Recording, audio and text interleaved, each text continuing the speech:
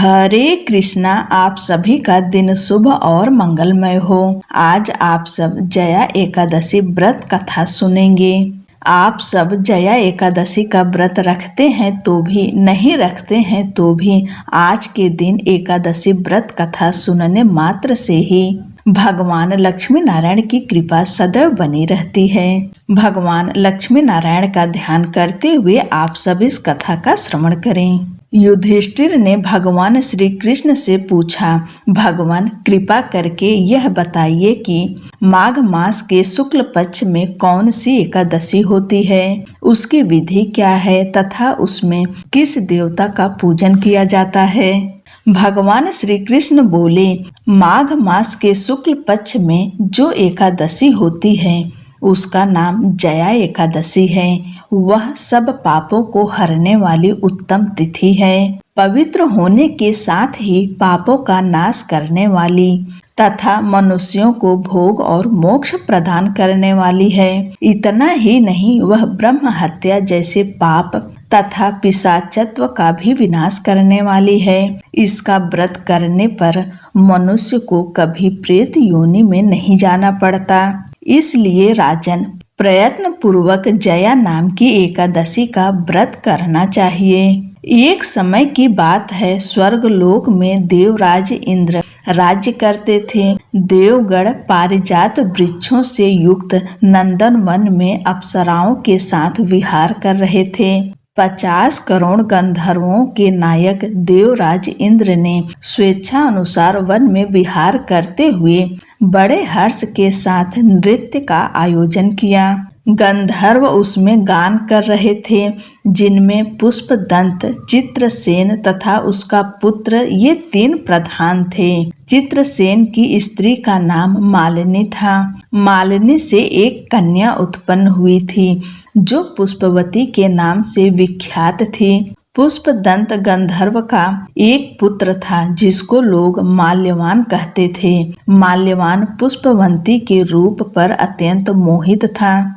ये दोनों भी इंद्र के संतोषार्थ नृत्य करने के लिए आए थे। इन दोनों का गान हो रहा था। इनके साथ अप्सराएं भी थीं।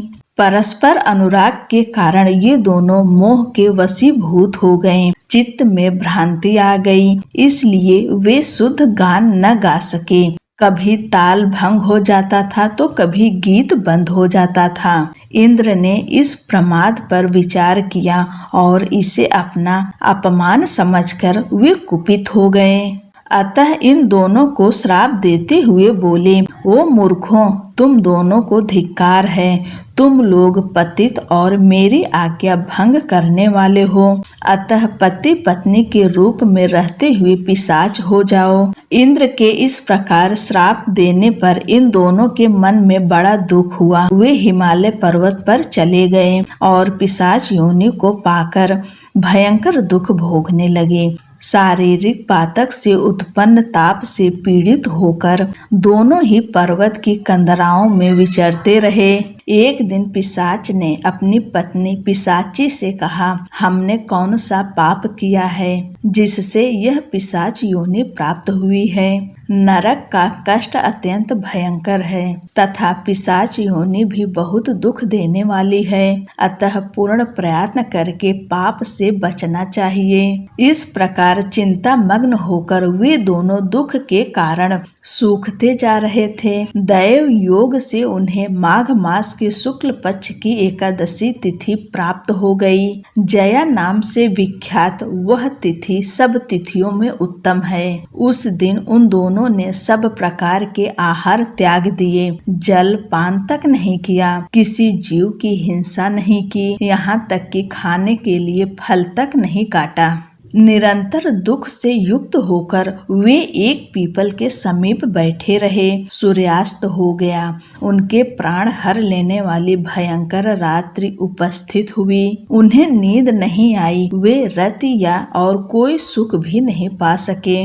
सूर्योदय हुआ, द्वादशी का दिन आया। इस प्रकार उस पिशाच दंपति के द्वारा जया के उत्तम व्रत का पालन हो गया। उन्होंने रात में जागरण भी किया था। उस व्रत के प्रभाव से तथा भगवान विष्णु की शक्ति से उन दोनों का पिशाचत्व दूर हो गया। पुष्पवंती और माल्यवान अपने पूर्व रूप में आ गए। उनके हृदय में वही पुराना स्नेह उमड़ रहा था। उनके शरीर पर पहले जैसी ही अलंकार शोभा पा रहे थे।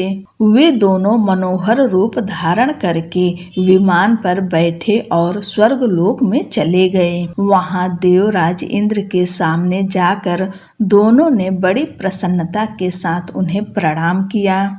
उन्हें इस रूप में उपस्थित देखकर इंद्र को बड़ा विस्मय हुआ। उन्होंने पूछा, बताओ किस पुण्य के प्रभाव से तुम दोनों का पिशाचत्व दूर हुआ है? तुम मेरे श्राप को प्राप्त हो चुके थे, फिर किस देवता ने तुम्हें उससे छुटकारा दिलाया? माल्यवान बोला, स्वामिन, भगवान वासुदेव की कृपा तथा जया नामक एकादशी के व्रत से हमारा पिशाचत्व दूर हुआ है। इंद्र ने कहा, तो अब तुम दोनों मेरे कहने से सुधा पान करो। जो लोग एकादशी के व्रत में तत्पर और भगवान श्री कृष्ण की शरणागत में होते हैं, वे हमारे भी पूजनीय होते हैं। भगवान श्री कृष्ण कहते हैं, राजन, इस प्रकार एकादशी का व्रत करना चाहिए। नृपश्रेष्ठ, जया एकादशी ब्रह्म हत्या का पाप भी दूर करने वाली है। जिसने जया एकादशी का व्रत किया है, उसने सब प्रकार के दान दे दिए